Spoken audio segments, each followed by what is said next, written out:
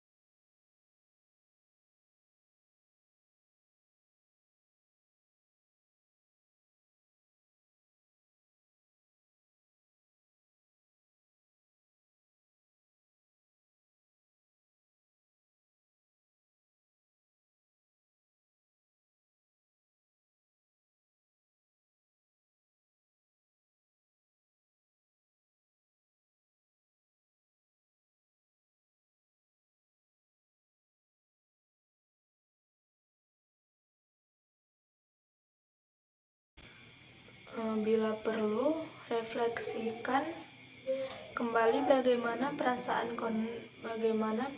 konseli setelah proses konseling dilakukan, dan bagaimana pula pendapat konseli mengenai konselor, suasana yang ada dalam proses konseling. Hal tersebut penting karena dengan demikian akan menjadi koreksi tersendiri bagi konselor dalam pelaksanaan konseling berikutnya. Jadi dapat ditarik kesimpulan beberapa pengertian di atas teknik pengakhiran atau termination ini dalam kegiatan konseling adalah keterampilan yang digunakan oleh seseorang konselor untuk menghentikan proses konseling dikarenakan adanya kesepakatan yang telah disetujui sebelumnya oleh klien yang dirasa sudah mampu melakukan apa yang telah disepakati bersama saat proses konseling. Terus masuk ke pembahasan berikutnya, yaitu penilaian. Secara umum, Soli Abimanyu dan M. Tayyib Menrihu merangkum keterampilan mengakhiri konseling meliputi merujuk pada keterbatasan waktu, memberi catatan singkat hasil konseling, meringkas pokok-pokok hasil konseling, memberi pekerjaan rumah dan perpisahan secara formal, berkenaan dengan merujuk pada keterbatasan waktu. Hal ini dilakukan sebagai satu cara yang wajar untuk mengingatkan klien bahwa waktunya telah habis. Membuat ringkasan hasil konseling dilakukan konselor karena konselor merasa bahwa klien akan ingat-ingat hal yang dibicarakan dalam konseling. Sedangkan konselor lain menggalakkan klien membuat sendiri catatannya. Sholih Abimanyu dan M. Thoyyib. Selanjutnya, konselor bersama klien membuat pernyataan ringkasan dari akhir dari konseling yang telah dilakukan.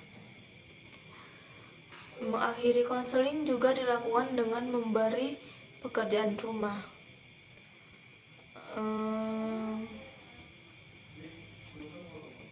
Menyarankan untuk menggunakan tugas-tugas sosial yang bisa diikuti oleh klien. Lebih lanjut, Sullivan dalam Sholih Abimanyu dan M. Thoyyib Menrihu juga menyarankan untuk memberikan klien sesuatu tugas sebelum wawancara konseling selanjutnya. Berpisah secara formal juga merupakan langkah dalam mengakhiri konseling. Apa yang telah dikatakan tentang kesimpulan pada tahap final dari wawancara individual yang digunakan dengan menekankan pada perpisahan dengan nada yang ramah-ramah dan enak. Terhadap hasil layanan konseling perorangan, perlu dilakukan 3 jenis penilaian, yaitu yang pertama, penilaian segera, penilaian jangka pendek, dan penilaian jangka panjang. Penilaian segera yaitu penilaian pada akhir layanan konseling perorangan. Fokus penilaian segera diarahkan kepada diperolehnya informasi dan pemahaman baru atau understanding, dicapainya keinginan dan perasaan atau comfort, dan direncanakannya kegiatan pasca konseling atau action. Penilaian jangka pendek yaitu penilaian dalam waktu tertentu atau 1 minggu sampai 1 bulan.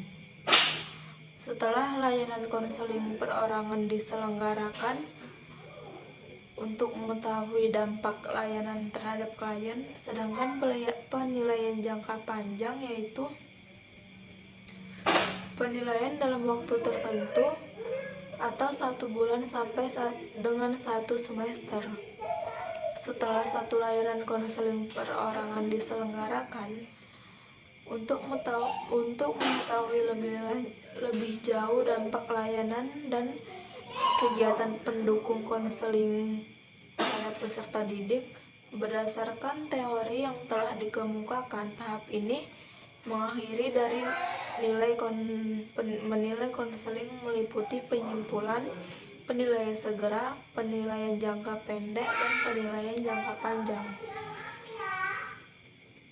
Hal ini merupakan bagian dari teknik-teknik umum konseling.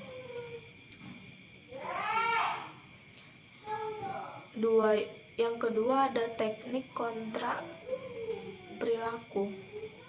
Pengertian kontrak perilaku, ada beberapa berpendapat mengenai kontrak perilaku, diantaranya menurut Latifun 2008, kontrak perilaku adalah persetujuan antara 2 orang atau lebih atau konselor dan konseli untuk mengubah perilaku tertentu pada konseli. Konselor dapat memilih perilaku yang realistik dan dapat diterima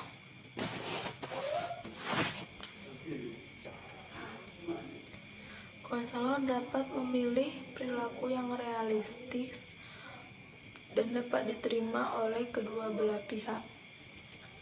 Setelah perilaku dimunculkan sesuai dengan kesepakatan, ganjaran dapat diberikan kepada konselor. Dalam terapi ini, ganjaran positif terhadap perilaku yang dibentuk lebih dipentingkan daripada pemberian hukuman jika kontrak perilaku tidak berhasil. Kemudian menurut Komalasari, pembuatan kontrak adalah mengatur kondisi sehingga konselor menampilkan tingkah laku yang diinginkan berdasarkan kontrak antara konselor dan konselor. Dan yang terakhir menurut Lutfi Fauzan 2009, kontak perilaku atau behavior kontrak merupakan perjanjian dua atau lebih untuk berperilaku dengan cara tertentu dan untuk menerima hadiah bagi perilaku itu. Berdasarkan berbagai pengertian dapat disimpulkan bahwa kontak perilaku merupakan kesepakatan tertulis antara dua pihak atau konselor dan konselor atau lebih untuk mengubah tingkah laku tertentu pada diri konselor dengan memberikan pelajaran atas perubahan perilaku tersebut. Dalam pengaplikasiannya, peneliti memantapkan kontak perilaku, yaitu adanya batasan yang cermat tentang masalah konselor untuk mencoba situasi di mana masalah itu muncul dan kesediaan konselor untuk melakukan suatu prosedur. Selain itu, tugas yang harus dilakukan perlu dirinci dan kriteria berhasil disebutkan. Manfaat dari teknik kontrak perilaku ini diantaranya: yang pertama, membantu individu untuk meningkatkan perilaku yang adaptif dan menekankan perilaku yang maladaptif. Kedua, membantu individu meningkatkan kedisiplinan dalam berperilaku. Ketiga, memberi pengetahuan kepada individu tentang pengubahan perilakunya diri sendiri. Yang terakhir, meningkatkan kepercayaan diri individu. Pada aplikasinya dalam dunia healthing, syarat-syarat dalam memantapkan kontrak perilaku adalah adanya batasan yang cermat mengenai masalah klien, situasi di mana masalah itu muncul, kesediaan klien untuk mencoba suatu prosedur, tugas yang harus dilakukan perlu dirinci, kriteria sukses disebutkan, serta reinforcement reinforcementnya ditentukan. Kalau semua itu ada, kontrak akan dapat dimantapkan melalui reinforcement yang cukup dekat dengan tugas dan kriterium yang diharapkan. Beberapa hal yang perlu diperhatikan dalam merumuskan sebuah kontrak perilaku diantaranya sebagai berikut. Yang pertama itu ada nyatakan kontrak dalam kalimat positif, ada tugas dan kriteria yang mungkin dicapai atau achievable. Yang ketiga, berikan reinforcement secepat mungkin. Yang terakhir, gunakan serial kontrak. Menurut Gantina, langkah-langkah yang harus dilakukan dalam pembuatan kontrak perilaku adalah: yang pertama, pilih tingkah laku yang akan diubah dengan menggunakan analisis ABC.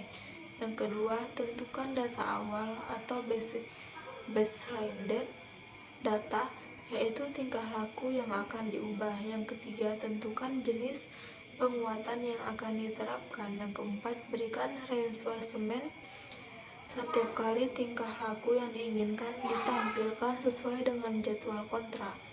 Dan yang terakhir, berikan penguatan setiap saat tingkah laku yang ditampilkan menetap.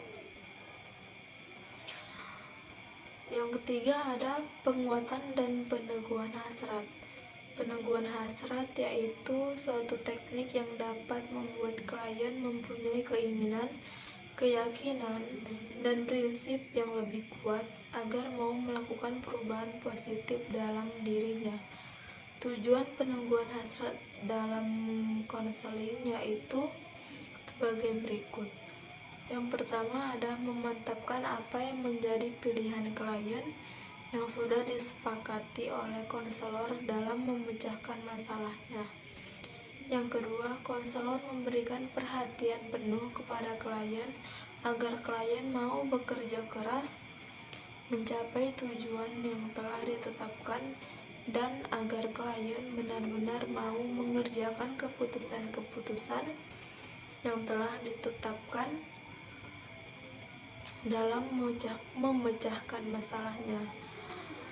Dalam melakukan peneguhan hasrat, konselor seyogyanya memperhatikan syarat-syarat dilakukannya peneguhan hasrat yaitu yang pertama adanya keinginan klien untuk mengubah tingkah lakunya ke arah yang lebih positif.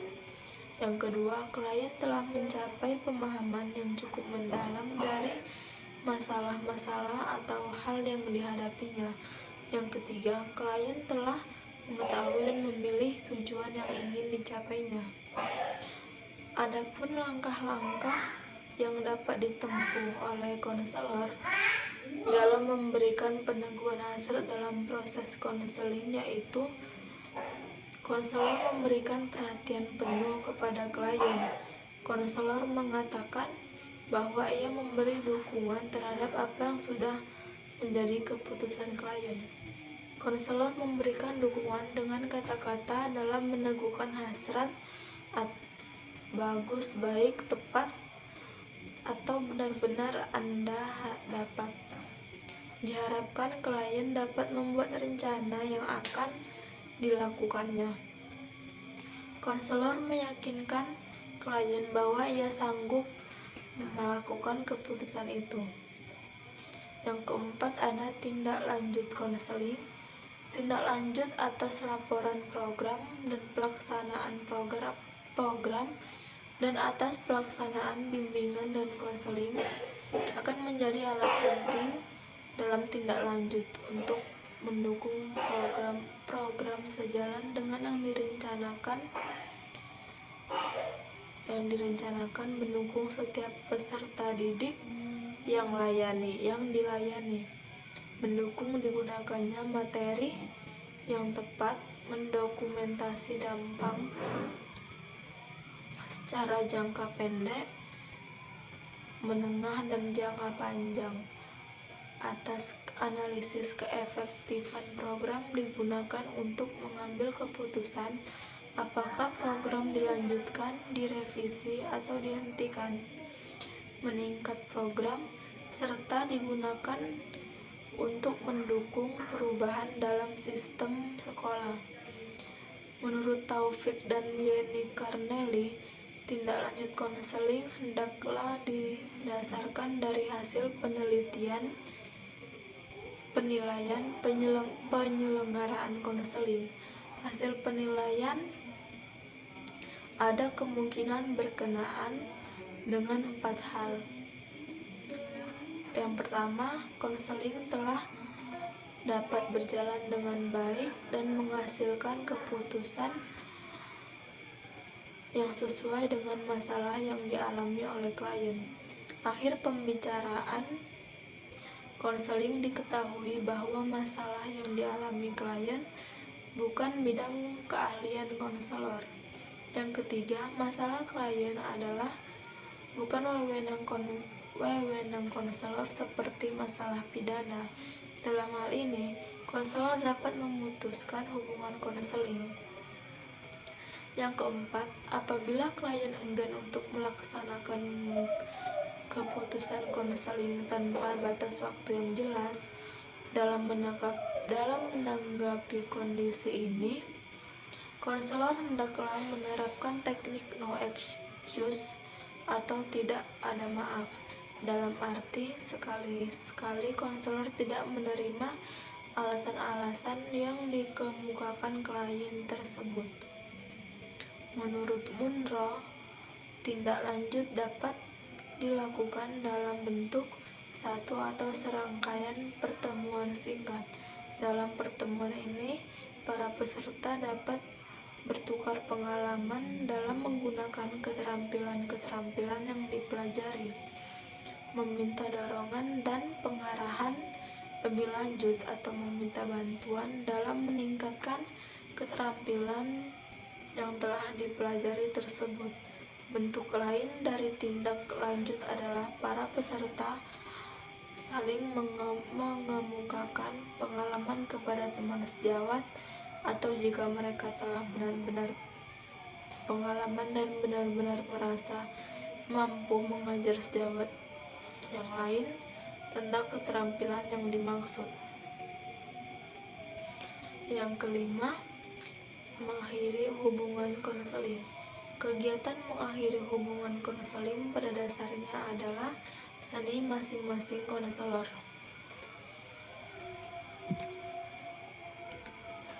Namun, penting diperhatikan bahwa hendaknya klien pada saat meninggalkan pertemuan konseling memiliki kesan yang positif tentang konseling yang dijalani dan juga terhadap pribadi konselor. Untuk itu ada baiknya apabila konselor melakukan hal-hal sebagai berikut pada saat mengakhiri konseling. Yang pertama, konselor menegaskan peranan penting klien untuk berusaha semaksimal mungkin melaksanakan kegiatan-kegiatan yang telah disimpulkan konselor di bagian akhir dari konseling. Konselor dapat berkata bahwa keberhasilan klien keluar dari masalah yang dialami tergantung dari usaha klien menjalankan keputusan hasil konseling secara baik. Oleh karena itu, selanjutnya konselor meminta agar klien memiliki komitmen yang tinggi dalam menjalankan keputusan tersebut, dalam arti berusaha dengan sungguh-sungguh melaksanakan dan tidak malah putus asa.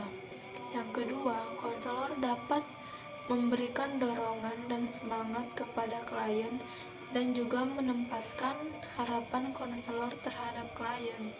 Misalnya mengatakan kepada klien bahwa keberhasilan dan kebahagiaan yang diraih oleh klien adalah juga keberhasilan dan kebahagiaan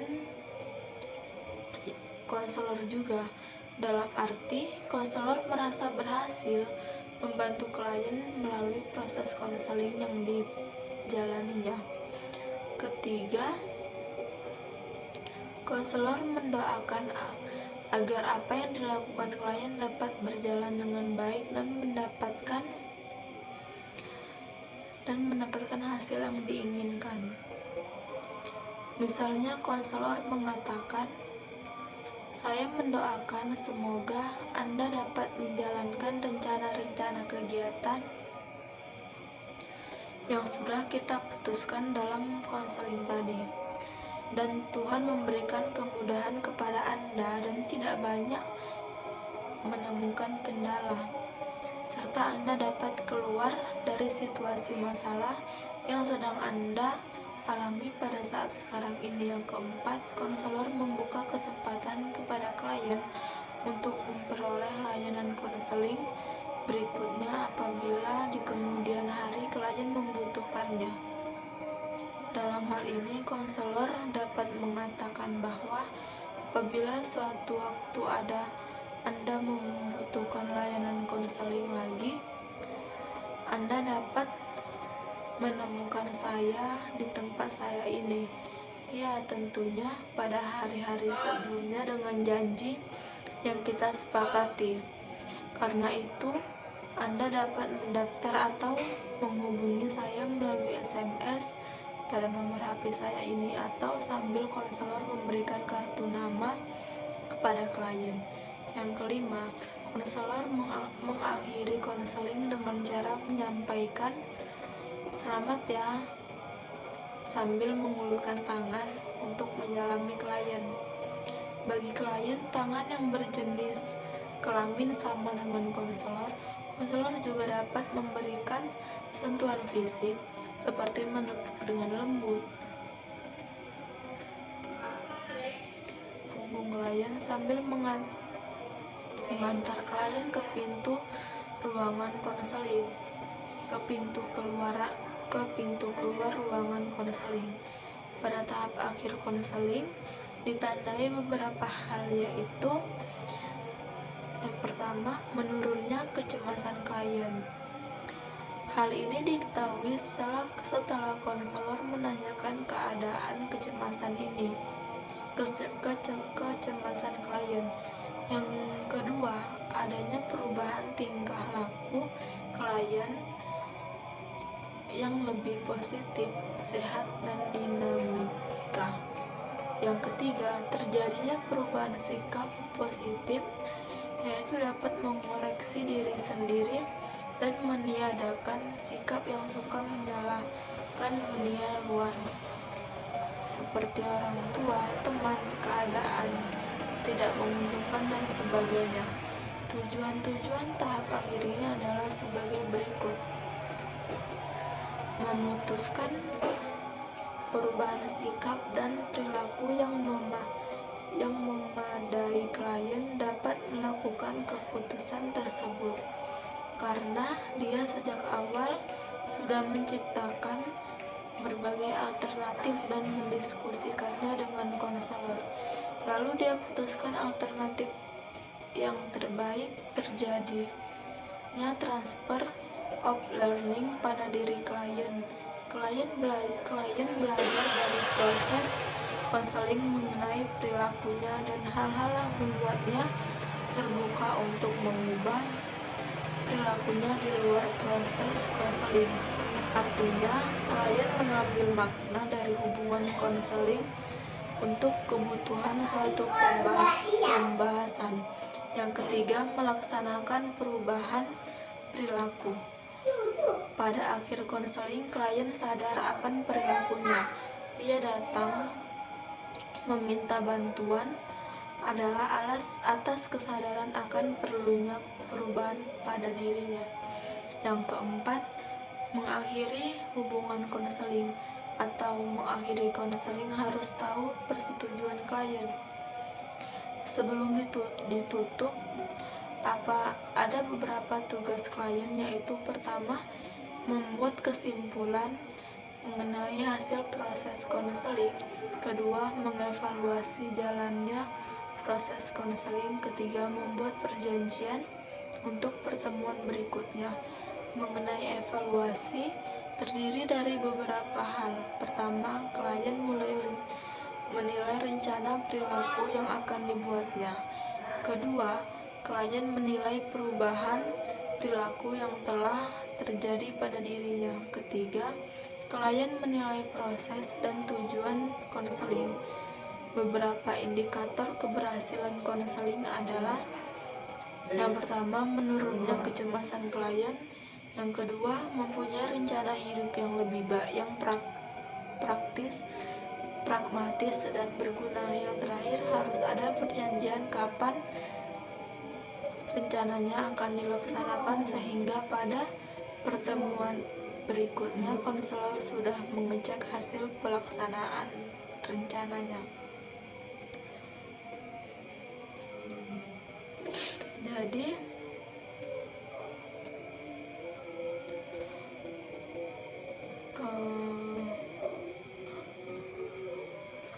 mungkin ini saja yang dapat saya sampaikan dari materi kelompok saya, yaitu kelompok 5. Bila ada kesalahan, saya mohon maaf. kepada Allah saya mohon ampun. Billahi taufiq wal hidayah. Wassalamualaikum warahmatullahi wabarakatuh.